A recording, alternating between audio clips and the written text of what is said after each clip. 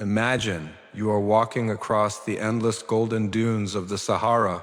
The wind howls, sand whips against your face, and then your foot hits something solid. You dig slowly, and beneath the sand, you see stone, not just a rock, but carved stone, a wall buried for thousands of years. What if I told you? Somewhere under this desert lies the ruins of an ancient city that should not even exist?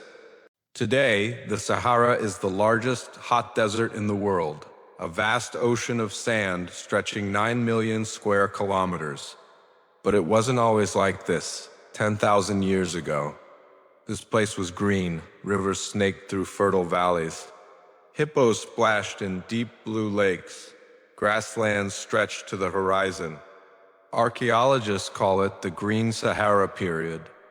Ancient cave paintings show hunters chasing giraffes and elephants, not in Africa's jungles, but here, where now there is only sand.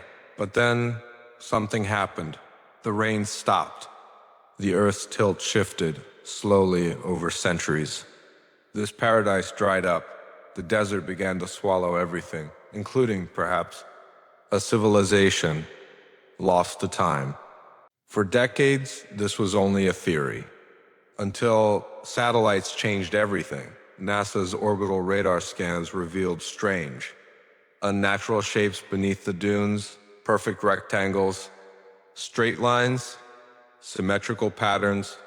These are things nature does not create. When researchers overlaid these images with maps of ancient rivers, something incredible emerged. The remains of what could be a city with roads, walls, and buildings, older than the pyramids of Giza. Expeditions uncovered fragments, pieces of pottery, flint tools, and carved stone blocks, marked with symbols no one can yet translate. Some even claim they have found massive foundations, so big they could have been palaces or temples. But here, in this harsh environment, digging is almost impossible. The sands reclaim what little is exposed, as if the desert itself is guarding its secrets. Who built this city? Some believe it was the ancestors of the Berbers, people who lived here long before the desert came.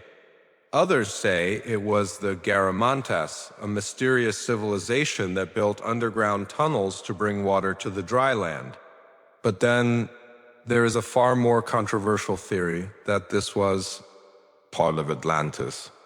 Not far from the site lies the Eye of the Sahara, a massive, perfectly circular formation visible from space.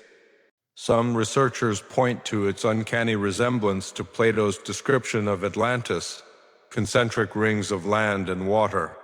Could this hidden city have been a part of a once great empire that vanished when the climate turned against it? Today, the search continues. Advanced ground-penetrating radar is mapping more hidden structures, but the work is slow and dangerous. Every year, the Sahara reveals small clues. A shard of pottery here, a buried wall there, but the full truth remains buried under hundreds of meters of sand. If this city is ever uncovered, it could rewrite the history of our world. Until then, it waits, silent, beneath the dunes, a ghost of a civilization, lost to time, whispering its story through the wind.